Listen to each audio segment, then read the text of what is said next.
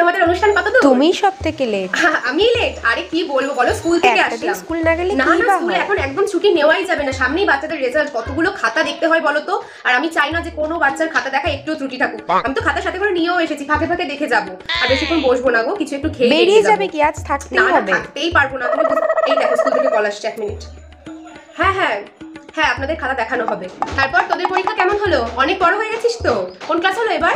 9। আচ্ছা, ভালো করে পড়াশোনা করবি কিন্তু, সামনেই বোর্ড এক্সাম। হ্যাঁ, কেমন চলছে পড়াশোনা? এবার রেজাল্ট কেমন হলো?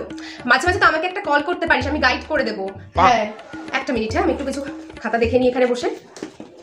এই সব খাতা আজকেই দেখে শেষ করতে হবে। এখানে আমরা সবাই গল্প করছি আর তুমি এখানে কাজ করবে। আর মাইনে কত কম, তাও তুমি ওখানে কাজ করো। মাইনে কমই, কিন্তু যে সম্মানটা পাওয়া যায় সেটা কিন্তু আর অন্য কোথাও পাওয়া যায় না। আর এদের মধ্যে একজন যদি কোথাও ভালো রেজাল্ট করে বা ভালো কিছু করে, তখন তো গর্বে একদম বুকটা খুলে যায়। আর এসে যখন প্রণাম করে কি ভালোটাই না লাগে, বুঝতে পেরেছো? সবাই ডাক্তার ইঞ্জিনিয়ার সবকিছু হচ্ছে, কিন্তু এই টিচাররাই কিন্তু এক একটা বাচ্চাকে ডাক্তার ইঞ্জিনিয়ার বাকি জিনিসগুলো গড়ে তুলছে, বুঝতে পেরেছো? দিল হে ছোটা সা